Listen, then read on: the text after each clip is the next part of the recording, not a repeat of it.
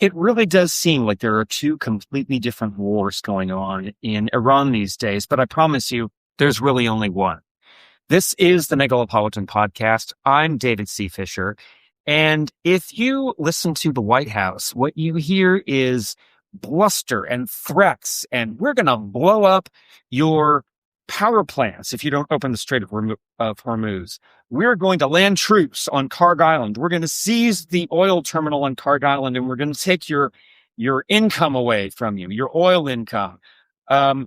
Oh, by the way, we've requested Congress to give us $200 billion to continue this war. It's a never-ending series of catastrophic headlines. There's going to be escalation. There's going to be boots on the ground. This thing is going to spiral out of control.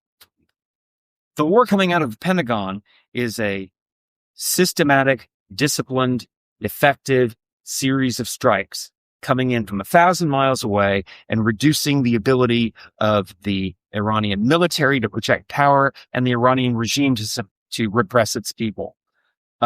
It's boring, it's day to day, but it's working. They really do seem like two completely different wars, but it's the same war. We'll discuss why. First of all, here's an update. In the latest news, the air war continues, boring and systematic as it is. The White House has promised, given an ultimatum, given a deadline to the Iranian regime, if you don't in 48 hours open the Strait of Hormuz, we're going to bomb your power plants, and we're going to start with the biggest one there is. This is absurd because bombing power plants would only punish the people of Iran, which is the last thing that we want to do. And it's really not clear who the White House is talking to when they say this. I mean, we are systematically degrading the command and control and the leadership structure. Who do you think is in charge of the people firing drones into the Strait of Hormuz? Maybe nobody. Maybe the local commanders are doing that themselves. It's a little strange. All of it's a little strange, the White House campaign. But I think that's the design. We're going to land boots on the ground on Karg Island and take your income away. Again, the last thing you want to do for military reasons, economic reasons, political reasons, boots on the ground anywhere, even Karg Island, in the battle space is a bad idea. The air war is an effective standoff campaign. It's low risk. It's highly effective. We need to stick to that discipline. Now,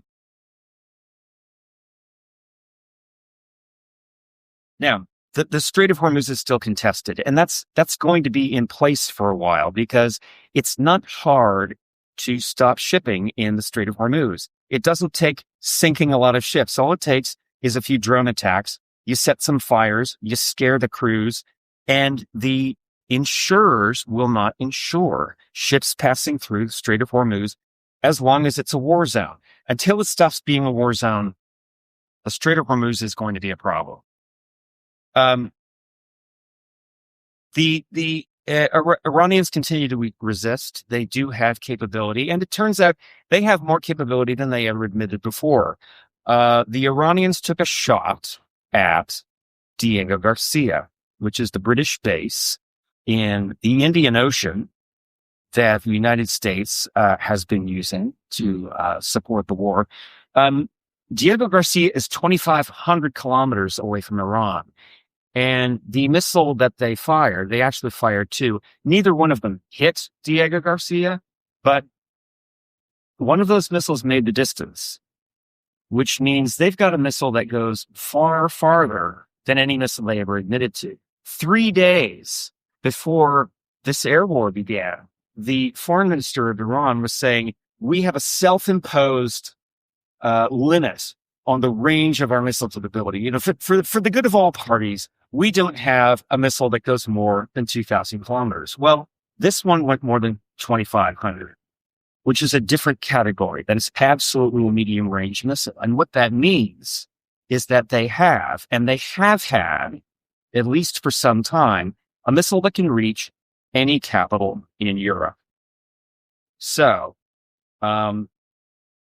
if anybody was doubting that the ballistic missile threat was a real threat, that it was worth defanging Iran. In addition to the nuclear program, they have missiles that could threaten any capital in Europe. And that should be persuasive as far as the need to do something about the Iran that's been in place all this time.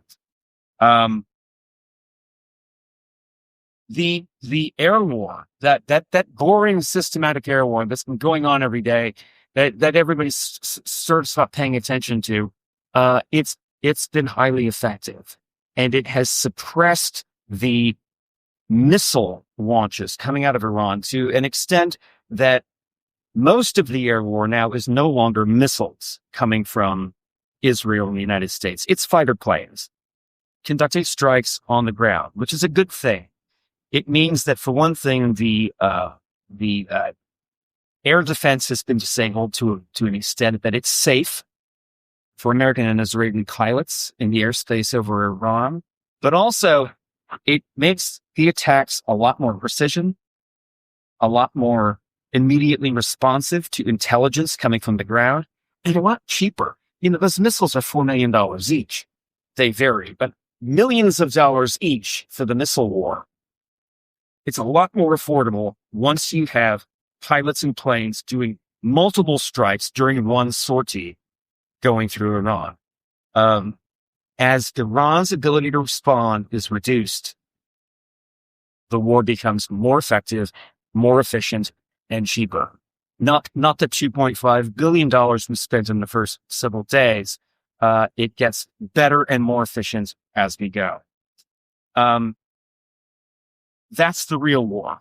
Slow, methodical, effective. And another pivot is that the targets are not just military airfields, ammo dumps, missile launch facilities, drone facilities. It's also the organizational facilities of the IRGC. The facilities that enable the IRGC to repress the people of Iran. That's the regime change war. Now, nobody's admitting that this is a regime change war, and it's not necessarily one. Regime change does not have to happen for this war to be a success. But we are clearly, just by the actions being taken, making the attempt that we can to clear the space for the Iranian people to take their nation back. It may not happen.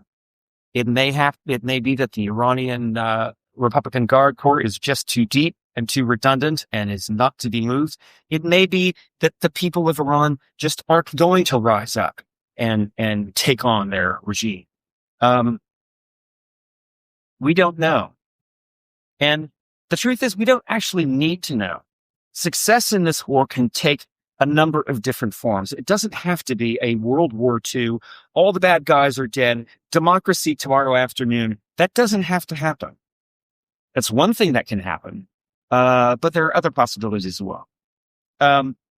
Meanwhile, 3 weeks into this war, today is day 24 of the war in Iran. And there is an awful lot of fretting about the forever war. Oh my goodness. Have we gotten into the forever war that Donald Trump promised and would never get into if he became president? Well, this is the part that ticks me off. What do you mean by forever war? What is this forever war phrase that you mean? Define it and tell me what you're worried about. What's a forever war? Is it Vietnam? Is it Iraq? Is it Afghanistan? What is it? Is it just some form of deployment that lasts for many years? Or is there some particular thing that you don't like and you don't want? Now, Vietnam, obviously, high intensity, long-term combat, 12 years plus in Vietnam, 58,000 American soldiers dead. That's a forever war. That's horrible. You don't ever want another Vietnam. The invasion of Iraq, a ground war, an occupation, an attempt to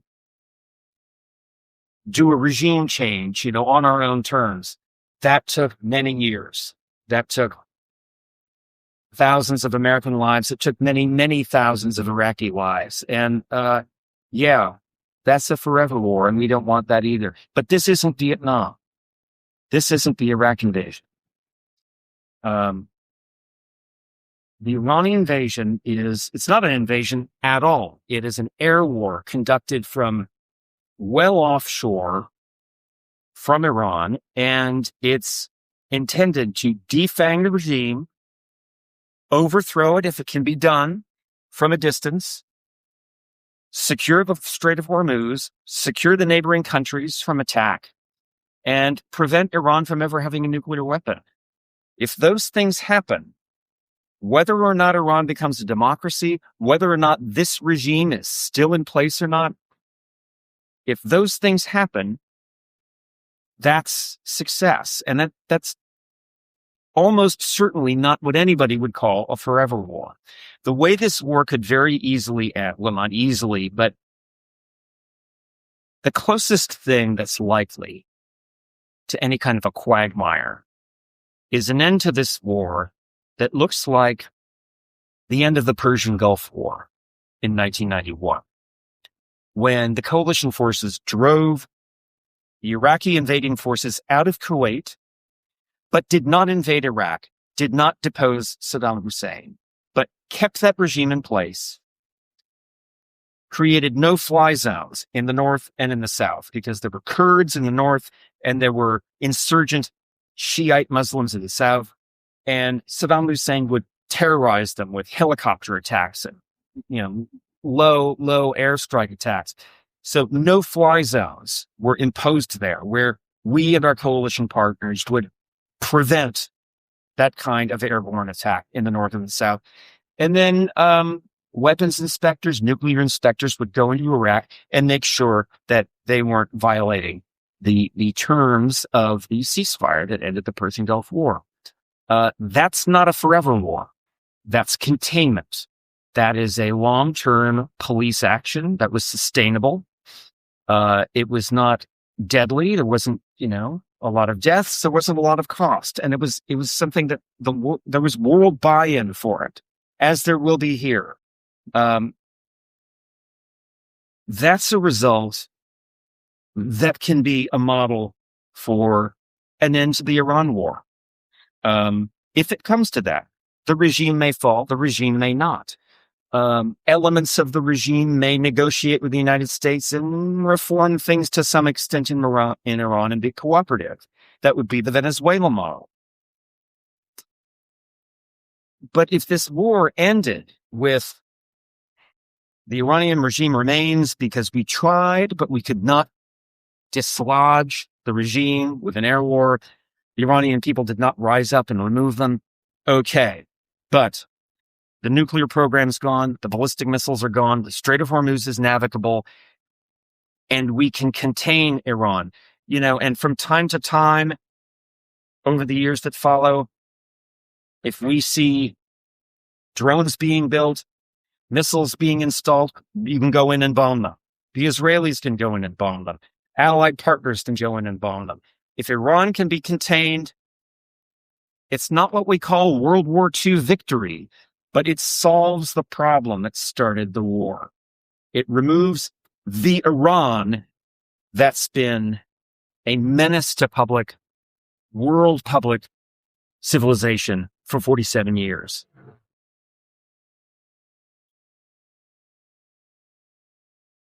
That's achievable. And that's not a bad thing. So the question is, as far as the war that's going on right now, 3 weeks into the war, what's going on? You've got Donald Trump, and he's issuing threats, and he's asking for $200 billion from Congress, and he's saying we're going to blow up power plants, we're going to put boots on the ground. Those things are almost certainly not going to happen. But he says those things because they could happen. They're plausible.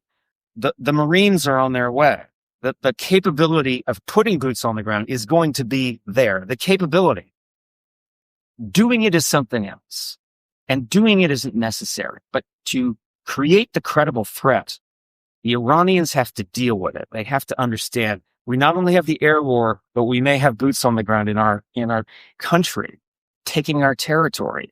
We may have to deal with power plants being blown out. We'll retaliate, but what are we going to do with our people who are going to be suffering? That rhetoric, those threats, they create problems and they create headlines. And that's something that Donald Trump loves. He loves the headlines. The air war, as I said, the air war is effective and it's efficient, but it's boring. It's not headline generating. Donald Trump is out there creating headlines, creating worry, creating well, what are we going to do if it escalates and it spirals and it gets out of control? That's the psychological war. That's got everybody worried. That's what everybody's paying attention to. Meanwhile, the air war is systematically, daily reducing the Iranian regime's ability to do anything that we don't want them to do. And this is something that I associate with what I would call the Patton doctrine. George Patton, tank commander in World War II, American spearhead commander, colorful personality, very effective general. And he used to say to his troops, it's in the movie. There's a biographical movie about General Patton called Patton. And he tells his troops at the beginning of the movie, I don't want to hear reports that we're holding our position. We want to be always moving forward. We're not ever going to be holding anything. The only thing we're holding is the enemy. And we're going to hold him by the nose, and we're going to kick him in the ass. And we're going to kick the hell out of him all the time, and we're going to go through him like crap through a goose. Now that's General Patton being colorful. But that is a genuine military doctrine. You have a visible demonstration. It's usually a military demonstration on the field, but in this case, it's Donald Trump making these worrying pronouncements. You have this demonstration that everybody's paying attention to. Meanwhile, you're kicking them in the ass. You're attacking, their missile bases and their air bases and, all the things that make them tick while everybody's paying attention to this rhetoric about how much worse it could be. It's the same war. It's two halves of the same war. The Pentagon is clinical, efficient, war-making. The White House is brash, escalation language, got everybody worried about how much worse it could be. It's the psychological warfare that enables the actual air warfare. And the $200 billion is part of that. When Donald Trump, the White House did not request Congress appropriate $200 billion, supplement for the Pentagon to support the war. They floated the idea.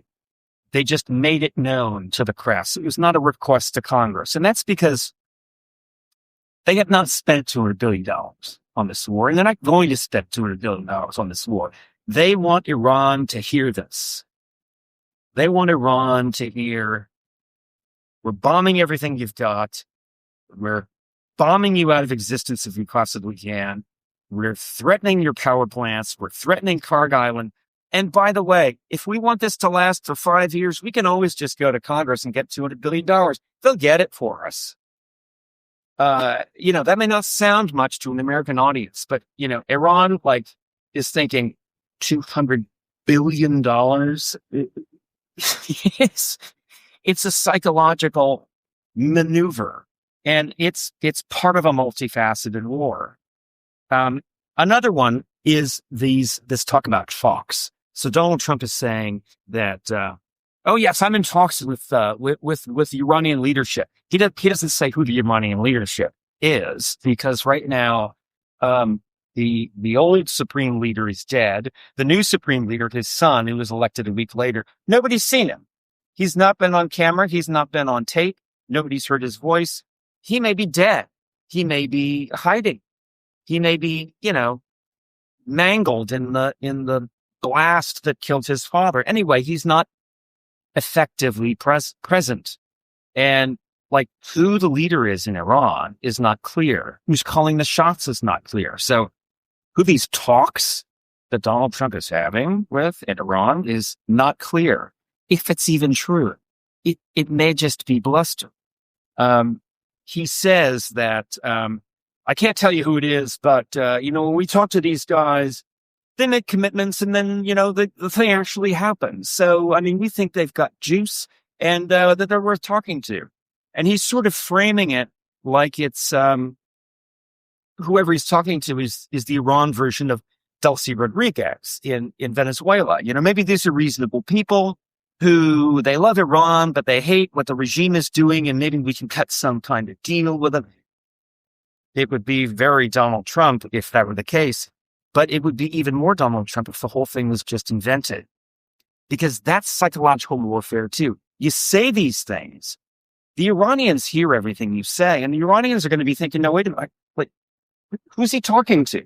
Do you know who's the president of the United States talking? He's talking to you. Did you get a call? It creates suspicion. It creates uncertainty, paranoia, like members of the regime, more fractured than ever before because the bombing campaign has pulled the leadership apart, like sort of distributed it around the country. If they suspect each other of being in talks with Donald Trump, a la Delcy Rodriguez, that has an effect. Suspicion, paranoia. It's part of the war.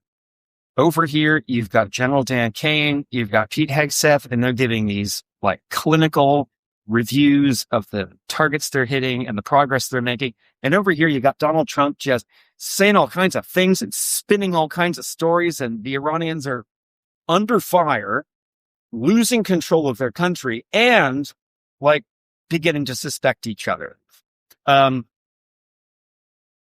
It's psychological warfare. It's multifaceted warfare, and it's smart. Will it work?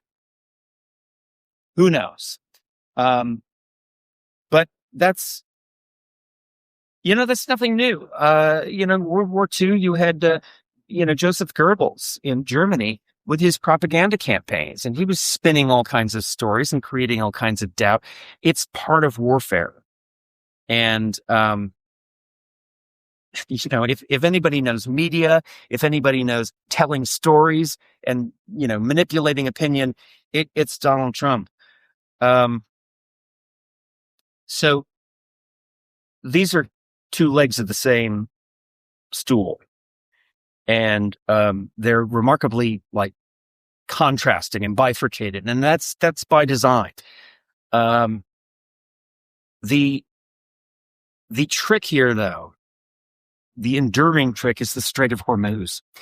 And this is where I'm just hearing a lot of commentary about how it's just irreconcilable. There's nothing you can do. There's no way to win.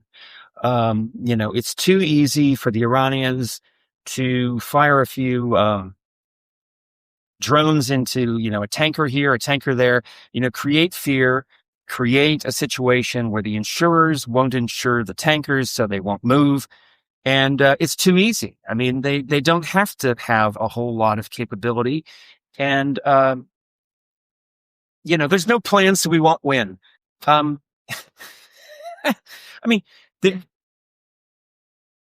There's a lot of 20th century thinking that's being applied to a 21st century war.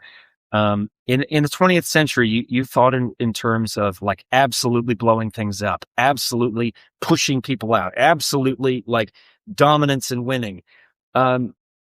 What needs to happen in the Strait of Hormuz, and it's beginning to happen already, is, and remember, we're 3 weeks into this thing. This has not been a long war. We're 3 weeks into this thing, and there is now a clear understanding of what the situation is in the Strait of Hormuz.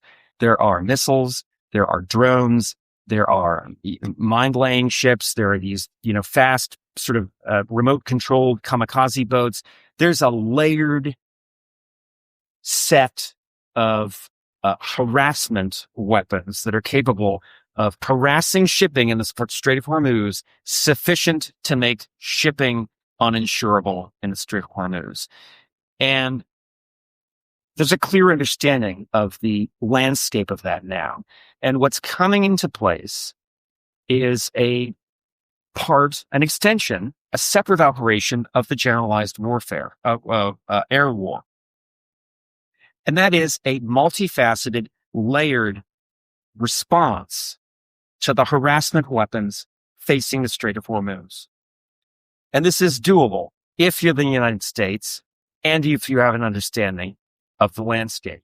It involves satellite surveillance, drone surveillance, combat aircraft patrol, missile interceptors, the whole panoply of countermeasures for missiles, drones, ships, mines,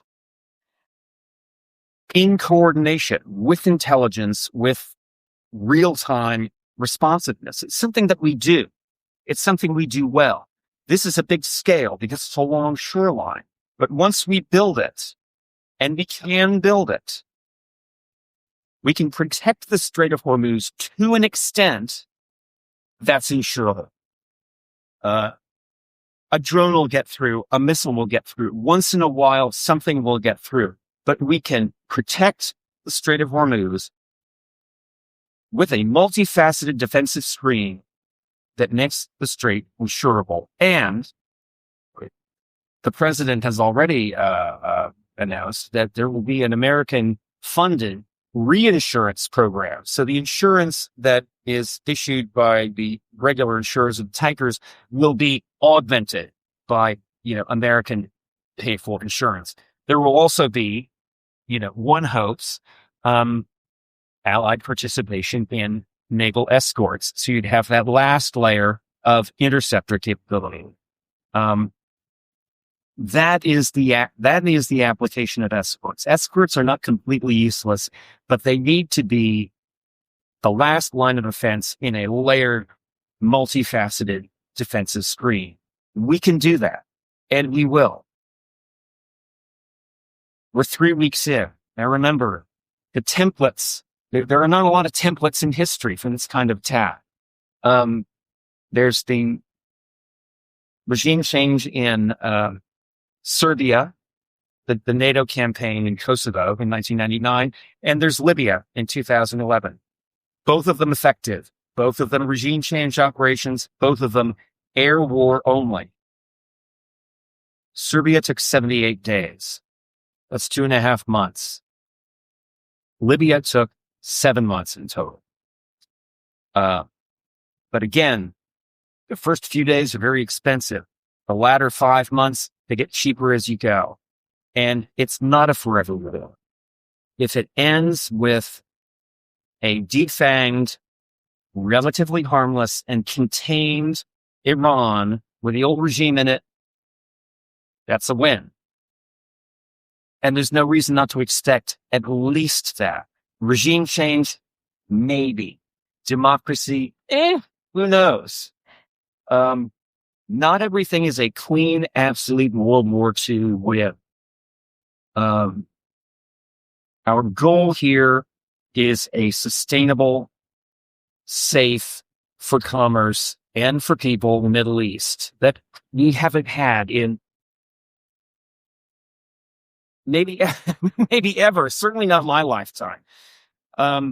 So the things to keep an eye on is the performance of the IRGC. Just what is the level of repression of the population? Does the population start to protest? How are the protests addressed? Does the IRGC begin to crack? Are there defections? Are there refusals to follow orders? Is there confusion in the command structure? We haven't really seen that yet. We haven't really seen protests yet. The repression is very severe. The people of Iran are suffering.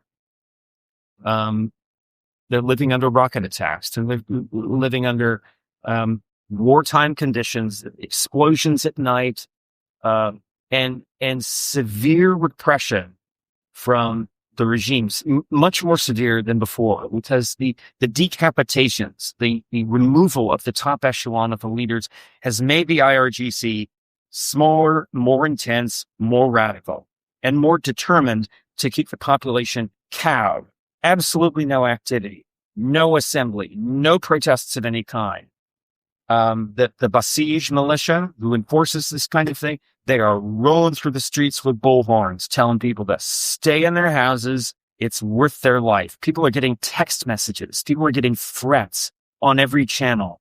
It's scary. They're scared. And many Iranians hate their regime, but they also hate foreign attackers dropping bombs in their country. They're not loving us just because they hate the regime. Is there a reason? Is there a flashpoint to cause protests? Unknown. I mean, protests happen when they happen for whatever reason. In 2009, there were very severe protests because there was a stolen presidential election, and that ticked people off. In 2022, there were very severe protests. That's because a young woman was arrested and killed by the morality police because she wasn't wearing her hijab. And that was outrageous. And the people rose up. Again, they were suppressed and made to obey. 2 months ago, it was about inflation. It was about the water crisis. It was about a general feeling that the regime was just mismanaging everything. And the bazaar merchants, the sellers in the bazaar, were the leaders of rising up against this incompetent regime. There needs to be a reason. Our bombing campaign is not the reason that they need. It's, as I say, once it's been going on a while, it becomes routine. It becomes boring. It becomes the new normal. It's not yet, maybe it won't be, a reason for the people to rise up.